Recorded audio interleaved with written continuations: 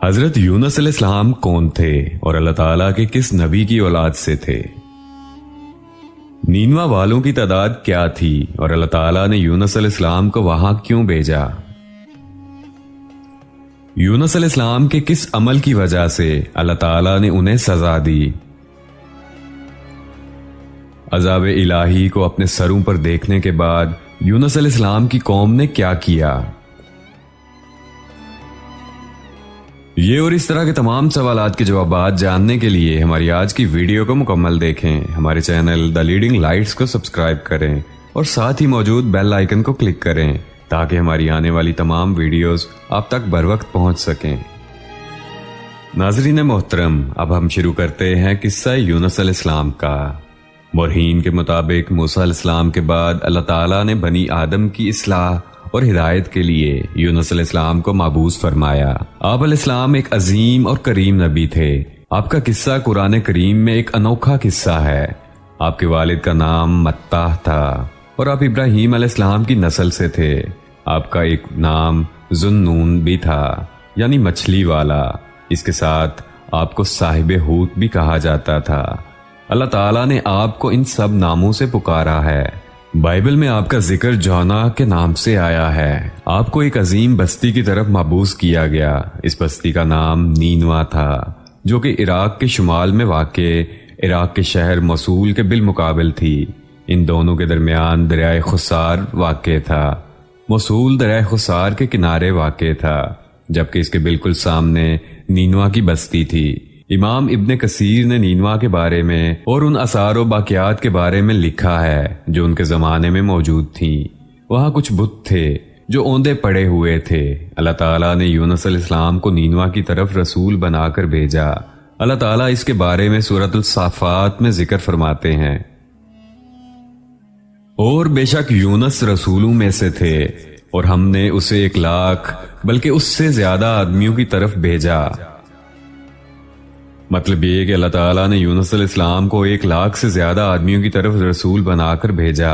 بعض علماء نے اس کی وضاحت اور نینوا والوں کی تعداد کے بارے میں یہ کہا ہے کہ ان کی تعداد لگ بھگ 1,20,000 تھی اور یہ سب کے سب کفر پر تھے۔ یونس علیہ السلام انہیں سالہ سال دعوت دیتے رہے، لیکن نینوا والے اپنے کفر پر ہی ڈٹے رہے۔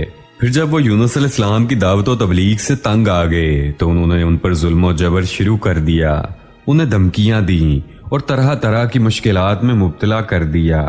مطلب یہ کہ جیسے یونس علیہ السلام سے پہلے انبیاء اکرام کے ساتھ ان کی قوموں نے ظلم کیے، ویسے ہی نینوا والوں نے یونس علیہ السلام کے ساتھ بھی شروع کر دیے۔ آخرکار آپ علیہ السلام نے اپنی قوم کو اللہ تعالیٰ کے عذاب سے آگاہ کرتے ہوئے اعلان فرما دیا کہ فلاں دن تم پر عذاب آ جائے گا۔ پھر خود غصے کی حالت میں اس بستی سے نکل گئے، جبکہ اللہ تعالیٰ نے انہیں متعین دن کی مہلت دینے کی اجازت تو دی تھی، لیکن بستی سے نکل جانے کا حکم نہیں دیا تھا۔ پر آپ نے قوم کو وہ مہلت سنائی اور غصے کی حالت میں بستی سے نکل گئے۔ اس کے بارے میں اللہ تعالیٰ سورۃ الانبیاء میں ارشاد فرماتے ہیں، مچھلی والے کو یاد کرو جبکہ وہ غصے سے چل دیا اور خیال کیا کہ ہم اسے نہ پکڑ سکیں گے۔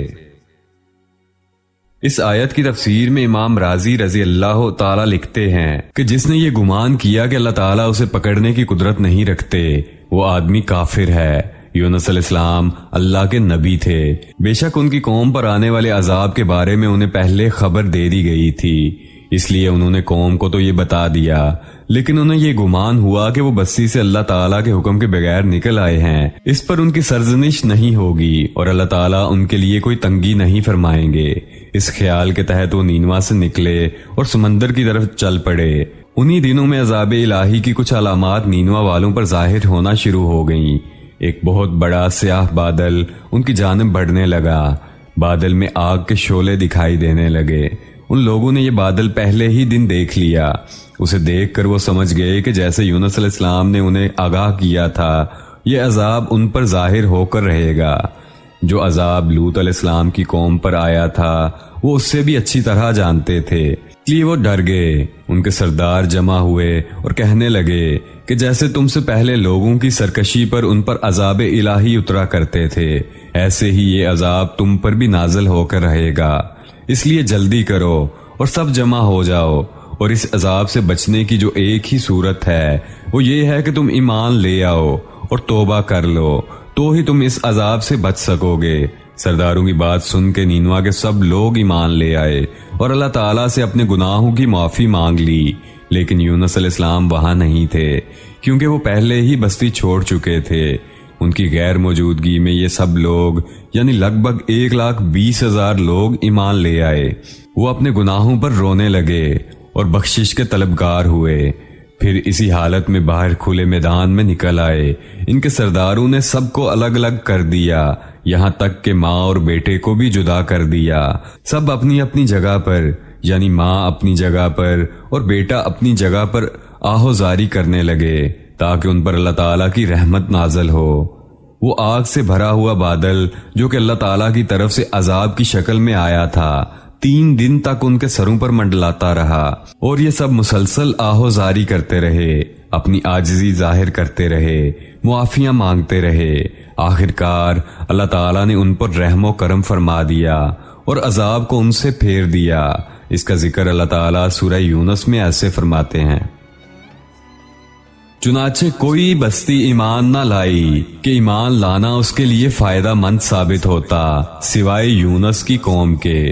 جب وہ ایمان لے آئے تو ہم نے رسوائی کے عذاب کو دنیاوی زندگی میں ان پر سے ٹال دیا اور ان کو ایک وقت تک کے لیے زندگی سے فائدہ اٹھانے کا موقع دیا۔ مطلب یہ کہ سابقہ امتوں میں سے کسی کے بارے میں یہ سننے میں نہیں آیا کہ پوری قوم ایمان لے آئی ہو۔ تمام بستیوں میں ایک بھی بستی ایسی نہیں تھی، بس ایک یونس علیہ السلام کی قوم اور بستی نینوا ہی وہ واحد قوم اور بستی تھی جو کہ عذاب آنے سے پہلے ہی پوری کی پوری قوم اللہ تعالیٰ پر ایمان لے آئی۔ اللہ تعالیٰ نے بھی ان کی مغفرت اور آہو پکار سن لی اور اس عذاب کو ان سے اٹھا لیا اور انہیں دنیا کی زندگی میں ایک موقع دیا کہ وہ اس سے فائدہ اٹھا لیں۔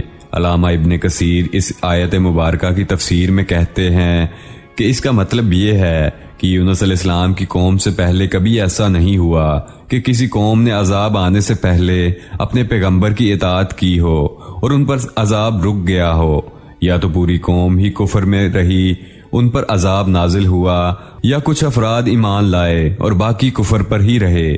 لیکن یونس علیہ السلام کی قوم وہ واحد قوم تھی جو کہ تمام کے تمام عذاب الہی دیکھ کر ایمان لے آئے۔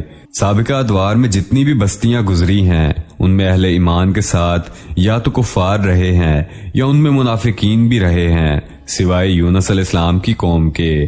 وہ سب کے سب کافر تھے، پھر سب کے سب ایمان لے آئے۔